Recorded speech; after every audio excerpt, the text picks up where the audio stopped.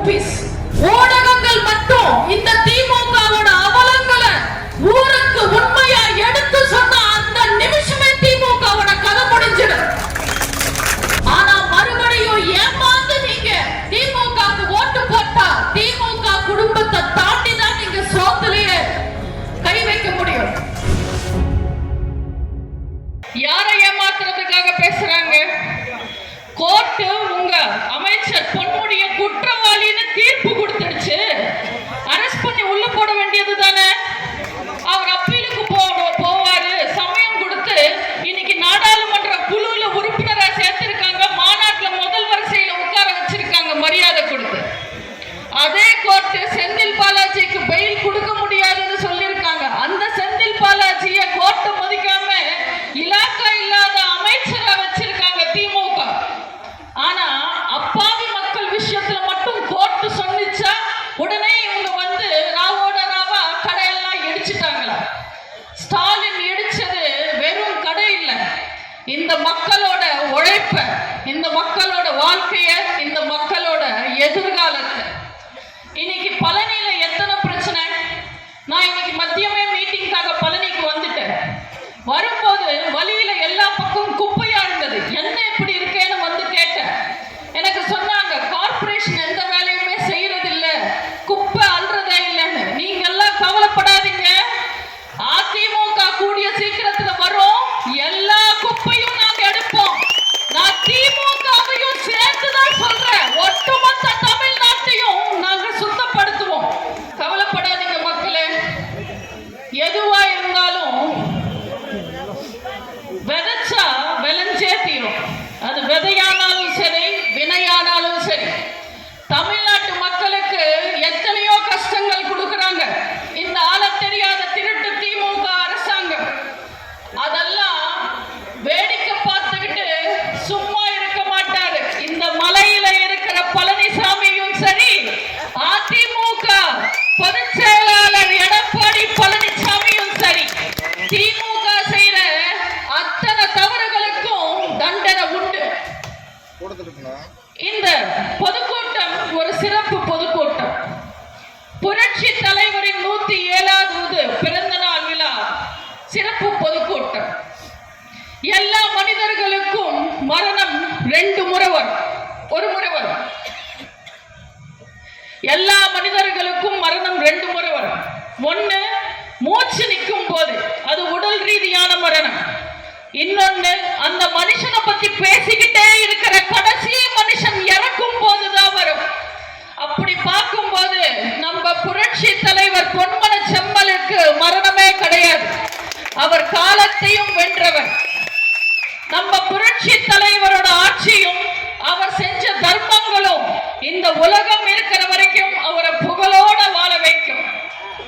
நம்ம புரட்சி தலைவர் பொன்மன செம்மல் அவர்களோட ஆட்சி காலத்துல சொல்லிக்கிற மாதிரி எந்த திட்டங்களும் வரலன்னு பொய்யான பொருளைய கிளப்பிருக்காங்க இந்த ஆள தெரியாத திமுக காரங்க.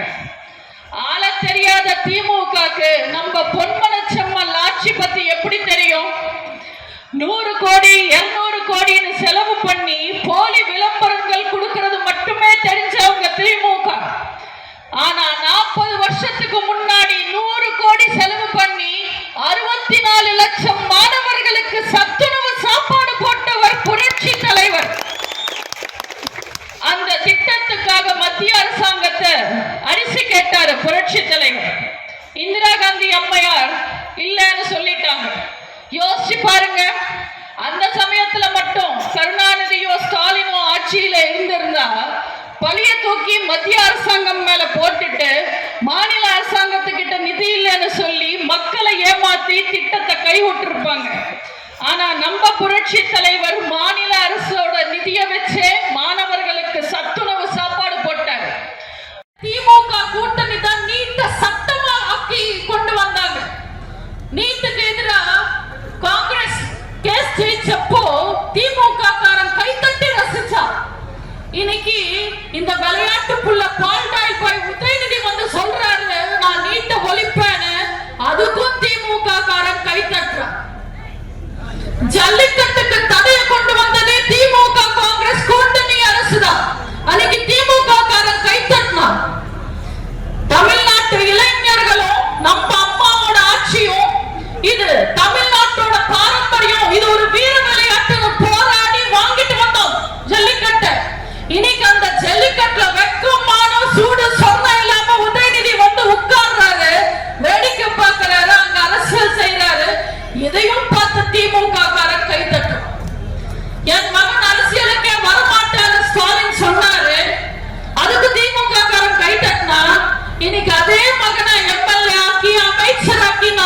துணை முதல்வர் ஆக்க போறேன்னு சொல்றாங்க.